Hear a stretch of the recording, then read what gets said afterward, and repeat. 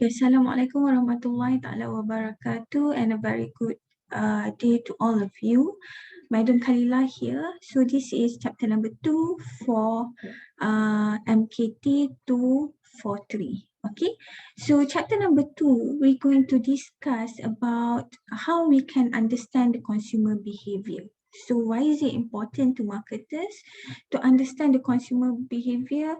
Ada banyak sebab lah, antaranya by understanding the consumer behavior itself, by understanding our consumer, the people that we want to sell our products to, we at least can understand what are their preferences, the decision making, that how they make decision to purchase certain kind of products, and so on.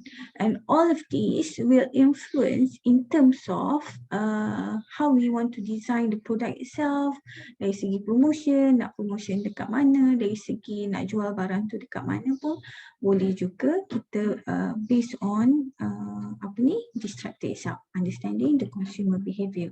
But before that, before we go further detail or discuss in further for this chapter, jom kita tengok dulu what are the chapter outline. Okay, so chapter number 2, we have to cover 4 subtopics, which are number 1, the consumer buying behavior. So we want to understand how does the consumer make in terms of their buying behavior lah, dia orang punya purchases tu based on what. Okay. Okay, then number 2, we're going to discuss about what are the factors influencing the consumer buying behavior. And then dari segi decision making process. So if we want to buy something, what are the decision making process? Adakah awak rasa, oh saya nak beli handphone baru, you terus beli ke? Or ada sebenarnya few step yang you ambil secara consciously or not? Okay, then kita tengok, we're going to discuss about the types of consumer buying decision. Dah sekali, type of buying decision that the consumer make. Okay, so jom kita tengok dulu. So what is consumer behavior? Yang kita nak discuss dalam chapter ni berkenaan dengan apa? So consumer behavior is actually a processes of a consumer uses to make purchase decision. So when they want to make certain kind of purchase, these are the process that involve, as well as to use and dispose of purchase goods or services, also includes factors that influence purchase decision and product use. Okay, so processes of consumer uses to make purchase decision, as well as to use and dispose the purchase goods and services, nak gunakan barang yang diorang beli, and also how they dispose the product itself also includes factors that influence the purchase decision and product use. So by looking at ataupun bila kita baca this definition, sebenarnya it will covers everything in the topic itself. Okay, so we want to see the decision making in terms of purchase decision. Okay, what are the factors yang mempengaruhi purchase decision? For example, if we want to buy food, so apa faktor yang sebenarnya mempengaruhi the purchase decision? Nak beli makanan apa semua tu, ada tak faktor yang mempengaruhi benda tu? Okay, and then the product use lah, macam mana cara kita nak guna produk tu as a consumer. Okay, so consumer behavior, we're going to learn on how the consumer make the purchase decision, and also consumer use the product and dispose. Ni diagram tu lah. Okay, explaining the above. Alright, next kita nak tengok. Okay, the next subtopic. So what are the factors influencing the consumer behavior? So if you see the diagram here, yang ada banyak-banyak orang ni kan, we can see there's a lot of people based on occupation, age group, based on their condition, health, and so on. Okay, so these are the factors that might influence the purchase ataupun the product that they need to use, what kind of product that they want to buy, and so on. Okay, so if you look at your textbook on exhibit 6.4 page, kalau buku yang baru page berapa? Okay, page 111, okay, 111. So these are the factors, this is the summary lah of the factors that affect the consumer decision journey. So if they want to buy something, nak beli ke, tak beli ke, ada 4 factors. We have social, cultural, psychological factors and also individual factors, whether we realize it or not. Okay, dan di bawah tiap-tiap factors ni ada other element as well lah. Contoh macam cultural factors ni, we have culture and values, subculture, social classes and so on. Untuk social factors pun kita ada reference group, opinion leaders and family. Untuk individual factors, we have based on gender, age and family, life cycle, stage, okay, personality, based on like self-concept and lifestyle. Dan juga untuk psychological up here, okay, in terms of the perceived motivation, the learning, belief and also the attitudes. Okay, so kita akan discuss tiap-tiap satu ni lah. Okay, so next. Okay, so kita nak tengok the first factors that could influence the consumer behaviour. We have culture factors tadi kan. So, tengok balik diagram dekat sini, nak recap balik. Kita ada culture and values, subculture dengan social classes. So, culture, when we talk about culture, what does it mean? It is the set of values. Okay, so we have values, norms, attitudes and other meaningful symbols that shape human behavior and the artifacts or products of that behavior that they are transmitted from one generation to the next generation. So culture ni dia lebih luas. Then we have subculture yang orang kata apa, sub of the culture itself lah, pembahagian dalam culture tu sendiri. So culture konsepnya lebih luas. For example, if we want to compare our Asian culture as compared to the Westerners, mungkin berbeza, ada beza dari segi values that we hold. Okay, so values are the enduring beliefs shared by a society that a specific mode of conduct is personally or socially preferable to another mode of conduct. Okay, that is value. If we compare. Tadi madam kata kalau culture compare Asian versus Western. Okay, tu dari segi besar. Okay, kita boleh compare juga Malaysian versus negara lain. We can we call it Malaysian culture versus other country as well.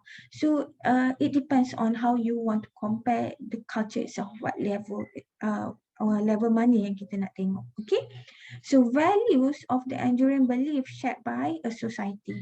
Ni values lah. So kenapa kita nak tengok values dengan culture ni? Contoh untuk values, for example, consumer with similar value system tend to react alike, maksudnya dia react lebih kurang sama je to prices and other marketing related inducement. Okay, and also dari segi consumption patterns. Okay, so dari segi barang apa nak beli, bila, masa apa semua tu, it could be influenced by the values that they hold. Okay, kalau kita ambil culture as a Malaysian, okay, mungkin ada certain period of time ataupun consumption patterns lah dari segi contoh makanan yang dibeli and so on, dari segi what kind of baju we use. So kalau you nak jual baju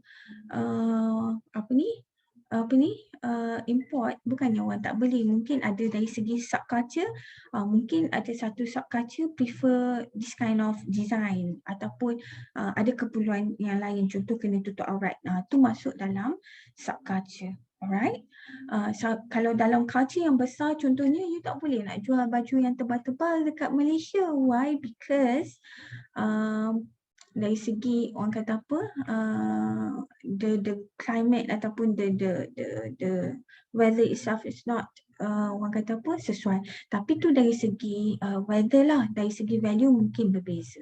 Alright, next kita nak tengok subculture. So importance of culture and value, because kita nak tengok sini lah dari segi prices macam mana. Okay, Sebab tu dekat Malaysia, Madam rasa dari segi in terms of the prices, kita tengok macam mana perkembangan eco shop kan, Mr. DIY and so on, because they play with the prices itself. Okay, dan kita ada subculture.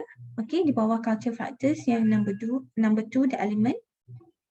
So subcultures ni definition dia kita boleh define as homogeneous, maksudnya homogeneous yang samalah, group yang sama of people who share elements of the overall culture as well as a unique element of their own group.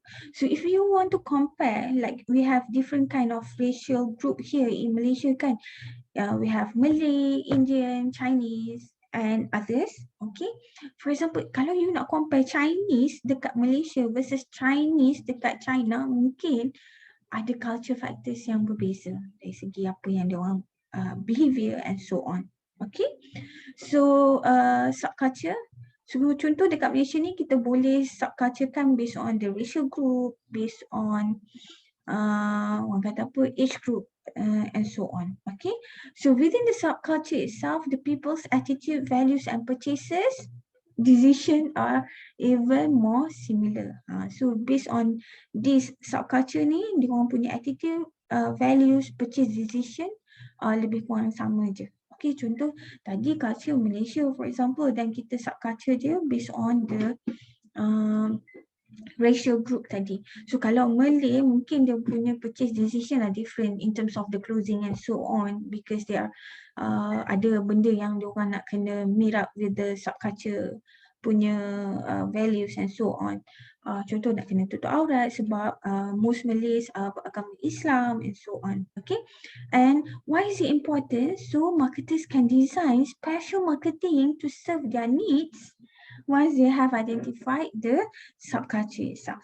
Okay, contoh subculture apa yang marketers buat untuk design based on subculture. Kita ambil contoh McDonald's. Okay, during Chinese New Year, they have special menus, right? Okay, the prosperity burgers. Okay, towards Ramadan, they bawa keluar balik dia orang punya chicken fold over. Why? Because mungkinlah benda tu lagi kenyang untuk those yang berpuasa untuk buka puasa, dia rasa macam tu.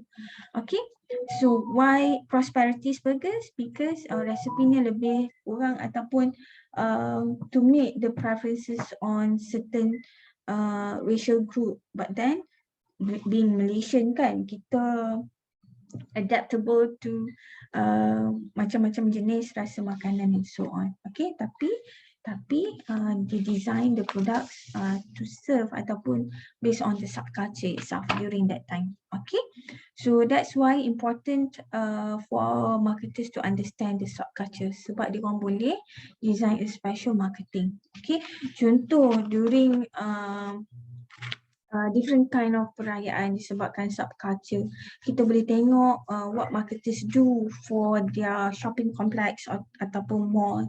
Okay, dari segi the ambience, the atmosphere yang dia orang design. Okay, masuk mall during hari raya, mulalah ada pondok kecil dekat tengah center court tu and so on, dengan lampu lilap, ketupat lauk, whatever kan. Okay, why? Because they want to attract people to come. They want to set the ambience for Hari Raya punya mood. Okay, during Chinese New Year pun ada design untuk apa ni, Chinese New Year dan other perayaan as well. Bukan setakat tu je, pasang lagu lah, apalah, selain daripada promotion dia orang buat. Okay, so covers on culture and value, cultures and values dan subculture. Now kita nak tengok cultural factors yang number 3, which is social class. Okay, so social class, this is how we want to group the people based on orang kata apa, macam mana kita nak group lah, based on the status or the community esteem. Okay, so by definition, social class is a group of people who are considered nearly equal. Okay, maksudnya dia pun sama dari segi status ataupun community esteem, who regularly socialize among themselves. Regularly bukannya semestinya kena socialize within themselves saja, among themselves. Okay, regularly socialize among themselves, both formally and informal lah. Tinggal pula. Informally who share the norms. Okay. So this social class typically measured by a combination of few, orang kata apa, pembahagian lah. Contoh dari segi occupation, income, wealth and other variables. Okay, kalau social class kita boleh tengok dari segi occupation, income, wealth and other variables. So kita ada businessman, kita ada those working class and so on. Ada yang professionals, okay, like doctors, lawyers and so on, accountants. So itu contoh dari segi occupations lah. Dari segi income, saya lagi madam tunjuk yang kita duk tengok lah ni kan, B40 lah, B40 T20 and also M40 kan. Okay, sekejap lagi kita tengok macam mana income classification dekat Malaysia ni. Okay, and why marketers nak tengok di social class? Marketers are interested in social class for two main reasons, which are to know first as indication to medium to use for promotion. Ni medium untuk promotion lah, konon-konon one social class prefer, ataupun contoh, okay, kalau kita yang biasa-biasa ni mungkin kita prefer certain channel ataupun certain kind of media yang kita tengok, but now mostly like on social media and so on. Tapi mungkin ada yang masih tengok TV, channelnya berbeza. So kalau you nak iklankan dekat channel mana, selain daripada channel mana, you nak iklankan dekat orang kata apa, waktu bila. Okay, kalau you working people, okay, nak tengok TV waktu siang mungkin susah. So kalau you nak iklankan, you nak approach to those kind of people, mungkin you kena iklankan waktu malam. Kenapa waktu malam? Dah tak kerja, okay, dah habis waktu kerja, dah boleh tengok TV, and it depends. Okay, so kalau you nak approach contohnya orang kata apa, housewife, mungkin waktu siang lebih sesuai. Kenapa? Mungkin waktu siang dia orang buka je TV tu, okay, tengok tak tengok tu belakang cerita lah, nak bagi rumah tu tak sunyi, dia orang buka bagi dengar. So mungkin ada setengah produk lebih sesuai kalau you iklankan waktu siang. Kenapa? Sebab it's more approachable to that kind of people who watch TVs during the day. Kalau zaman madam dulu, kalau untuk weekend mungkin the kids kan, sebab kids tak sempat nak tengok TV waktu hari biasa. Okay, so boleh iklankan dekat orang kata apa, waktu weekends dengan kartun-kartun yang ada dekat weekends dulu, zaman madam dulu. Okay, nowadays kalau you nak iklankan contoh like on YouTube as well. Okay, ni out of context, bukanlah out of context, still related, tapi dalam buku teks awak tak ada. Different kind of channel ataupun the video punya content tu pun kita boleh tengok produk-produk ataupun apa yang diiklankan. So kita ada YouTube ad kan sebelum video tu start. So you boleh tengok lah kalau anak madam tengok videos related to children, to toys, waktu sebelum tu mulalah iklan-iklan yang related to toys, kids and so on.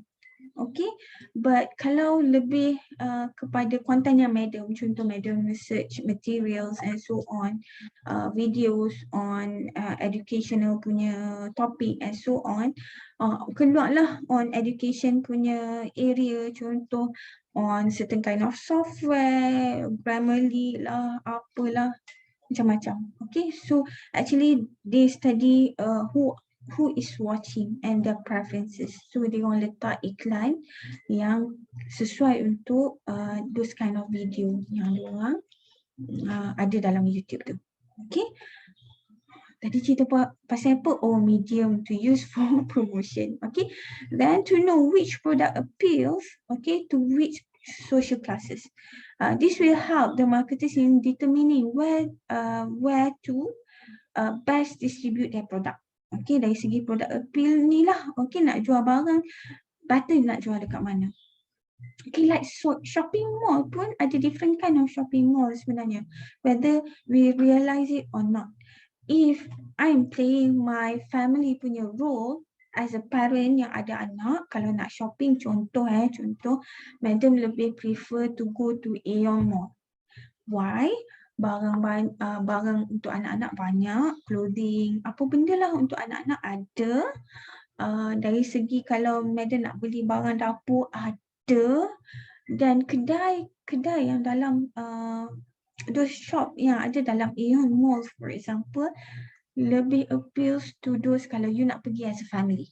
Okay, so parents kalau nak cari barang parents ada, baju parents ada. Bukan kita cakap dekat dalam Aeon Mall yang Aeon tu saja, but then ada shop as well, brands yang ada dekat situ. Okay, but then kalau for those yang mungkin ada higher income, mungkin dia orang punya choice of shopping malls are different. Okay, like dekat KL kita ada Mid Valley, kita ada The Garden. Okay, it serve two different kind of people. Okay, contoh. Then ada Pavilion, ada Mid Valley. Siapa yang pergi tu mungkin beza. Kalau ni ada banyak shopping mall dah kan, tak sempat nak melawat semua. Okay, so that is in terms of distribution of the products itself lah. Okay, tapi comparing, madam dah lama lah tak pergi Mid Valley dekat KL tu, madam mengaku sebab yelah dia lama duduk dekat Segamat ni kan. Tapi kalau madam pergi Mid Valley dekat JB, JB pun ada Mid Valley kan. Kadang-kadang kalau ada bajet lebih boleh pergi situ. Kenapa? Sebab kedai-kedai yang ada dalam tu pun boleh tahan jugalah kan. Macam-macam branded punya item pun ada dekat situ, branded punya store. So kalau you ada bajet lebih boleh pergi dekat situ. Okay, kalau madam pergi Aeon Mall, Tebrau contoh. Okay, madam boleh beli banyak barang, contoh. Tapi kalau madam pergi Mid Valley dekat JB tu, kurang sikit lah barang madam boleh beli sebab harganya pun beza dan brand yang ada dalam tu. Okay, alright, so that's on social class. Ada lagi discussionnya. So these are the income classification in Malaysia for year 2020 lah, by Department of Statistic Malaysia. Okay, so kita dengar B40, M40, T20 yang duk sebut T20, T20 ni kan. So kita nak tengok lah. Okay, dia bahagi ikut household income. Apa yang dimaksudkan household income adalah it's a combination of the household income sendiri lah. Bukannya seorang, bukan ayah saja. Okay, kalau both parents are working, tu combine sekali, mak dengan ayah awak. So combine sekali berapa income dia. So median ada average. So this is the threshold lah. Okay, so kalau kita tengok lah income for B40 pun dibahagikan kepada 4 group lagi. Okay, but then kalau less than 2.5k sampailah ke hampir 4.8k here, lebih kurang kita classify dia as B40. Yang ni both income lah. Okay, household income. Okay, untuk M40 daripada 4,851 sampailah ke 10,970. Itu M40, dan M40 pun ada juga dia punya subgroup dekat sini. Okay, dan untuk termasuk tergolong dekat golongan T20 ni, so dah lebih, kalau income lebih daripada RM10,971 ni, dan above ni considered as T20. So kalau income 10,000 lebih ni tak rasa T20 sangat lah, madam rasa kan. Okay, sebab apa? Sebab yelah barang mahal dah ni. Tapi this is how income being classified in Malaysia. It serve as a guideline lah. Banyak government punya initiative pun based on the income classification. Madam tak tahulah nama lah ni, bantuan-bantuan apa semua tu kan, based on this. Alright, so as a marketer, if you understand, you can design the product. For example, kalau Prodwa dikeluarkan kereta, dia nak appeal to which income group. Kan dia ada various classification of cars. Okay. So kalau dulu yang bajet-bajet mungkin lebih kepada B40 ataupun M40 for example. Kita ambil lah satu kereta pun arus contoh. Ada yang basic, ada yang advanced and so on. Kenapa? Kita nak appeal or they want to appeal to more ataupun more group. Okay, income group. Okay, dari segi kemampuan. Alright. So understand how social ini apa? Kita discuss apa ni? Lupa dah madam. Okay. How cultural factors lah. Okay, cultural factors dari segi social class importance to the marketers itself. Alright. Next, kita nak proceed dengan factors yang kedua that influence the consumer behaviour, which is social factors. Okay, so social factors adalah socially how this how it can influence the buying decision by the consumer itself lah. So kalau kita nak purchase certain kind of things ataupun nak beli barang kadang-kadang many of us termasuk madam, okay, many consumers seek out the opinions of others to reduce their search and evaluation efforts or uncertainty, especially as the perceived risk of the decision increases. Contoh kalau kita nak beli barang yang jangan-jangan kita beli ataupun harga yang agak mahal. Okay, so ada risiko dekat situ. Sebab apa? Kalau salah beli, rugi tu lebih sikit. Contoh kan, so kita boleh seek opinions of other people. Okay, so this includes in social factors lah. So, specifically, consumer interact socially with reference group, opinion leaders and family members. These are the social factors yang boleh mempengaruhi the consumer buying behaviour lah. So, these three we can use as a consumer, we can use to obtain product information and decision approval. Kadang-kadang kita tanya kawan kita, okay tak kalau I want to purchase this, contoh kan. Okay, sebenarnya tu dah termasuk social factors yang mempengaruhi dia punya buying behavior ataupun purchase decision. Okay, so kita nak tengok satu-satu. So what is reference group? The first one under social factors. So reference group is a group in society that influences an individual's purchasing behavior. Consumers learn from observing how members of their reference group consume, and they use the same criteria to make their own consumer decision. Okay, so kita ada reference group yang kita tengok, kita refer. Okay, so this reference group termasuklah banyak sebenarnya. Kalau you ada buku tu discussion yang panjang. Tapi summarize-nya, kita ada family members, friends, okay, nowadays social media influencer. Okay, kalau dulu artis kan, artis boleh jadi reference group as well. But now kita pun ada social media influencer. Diorang bukan artis pun, diorang influencer saja. Okay, co-workers, clubs, okay, professional groups, religious groups and leaders. And these leaders could be business leaders or even political leaders. Okay, so people kadang-kadang akan tengok this reference group yang consists of this kind of people to make decision to buy certain kind of things. Okay, for marketers, reference group have three important implications. Number one, they serve as information sources and influence the perception. Okay, kita tengok those reference group, dan kita tengok social media influencer, it can serve as information sources jugalah. Kadang-kadang dia pun buat product review lah, ataupun dia pun saja cerita pasal produk tu, ataupun tak pun dia pun guna, kita tengok. Okay, and it could influence our perception on certain kind of things yang kita tengok tu, products or services. Okay, they affect an individual's aspirations level.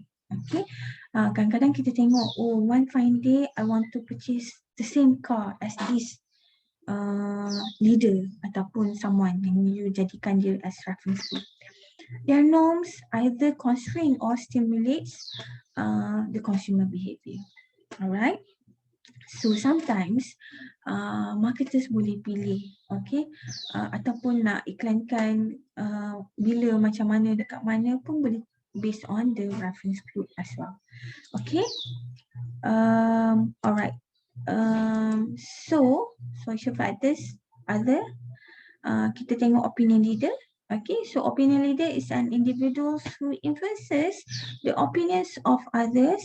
Companies sometimes use movie stars, sport figures and other celebrities to promote products and hoping they appropriate opinion leader. Okay, they are appropriate opinion leader for the product itself. Cuma baru-baru ni madam tengok iklan COVID bukan untuk water filter dia, untuk tilam.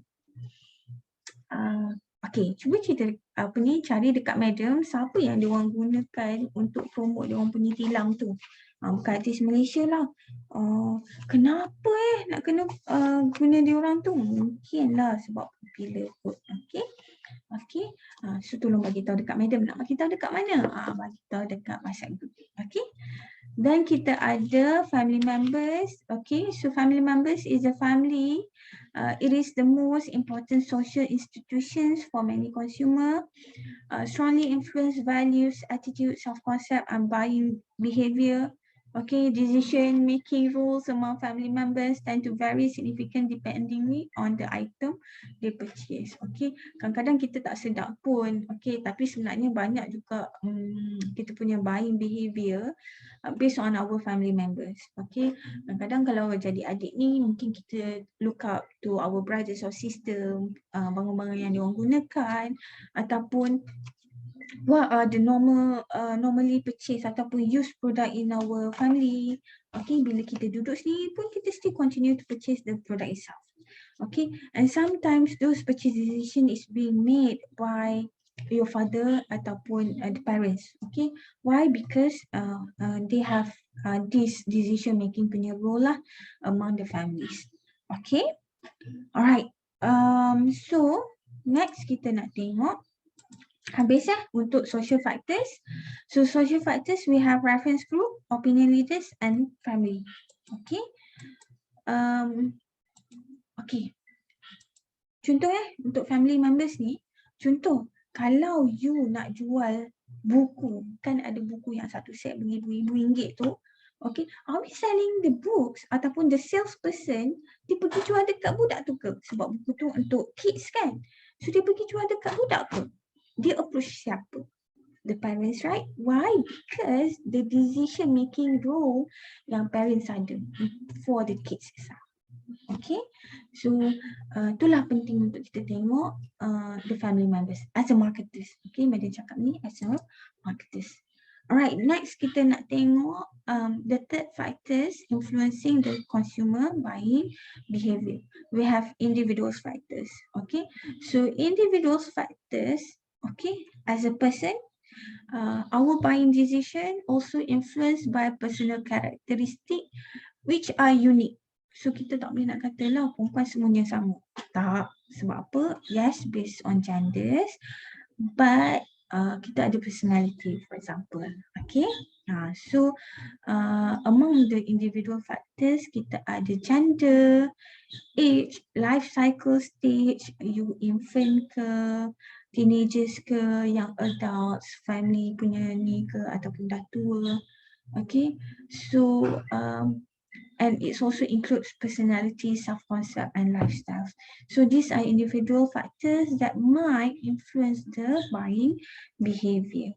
Okay, so kita ada personality awak macam mana, outgoing ke, self-concept and so on. Sebab kadang-kadang kita ada self-concept kita nak portray ourselves macam mana dari segi our belief, self-evaluation, perception, attitude and so on, and the lifestyle. Okay, so lifestyle ni termasuklah you punya activities, you suka macam mana, you into sports ke, interest you, ataupun you punya opinions on certain kind of thing.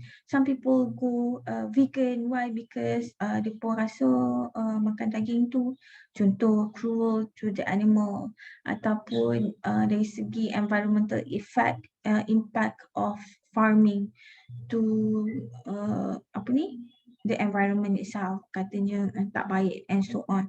So they choose to go vegan. Okay, so this is lifestyle.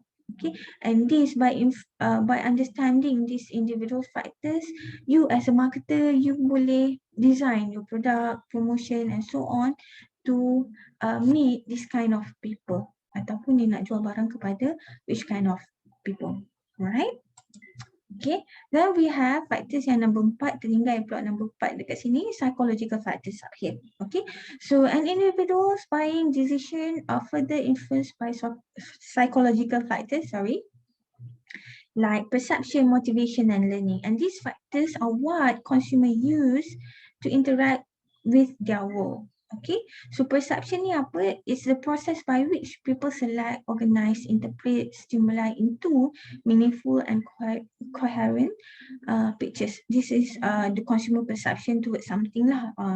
So when ada perception ni, it involves this kind of things, select, organize, interpret of information and so on, apa yang dia orang tengok, then it form a perception on certain kind of things. Then kita ada motivation. Motivation is the drive force that causes a person to take action to satisfy specific needs. Okay, motivation. Learning is a process create changes in behavior, immediate, expected through the experience and also practice lah. We learn dari segi purchasing, previous purchase and so on. Okay, and these psychological factors of course will influence the buying behavior. Alright. Okay, done on the first subtopic. I stop here. So we have going to have second videos on the rest of subtopic gitulah. Sebab apa? Subtopic number 2 ni macam panjang sikit kan. Alright, so see you in second video. Assalamualaikum.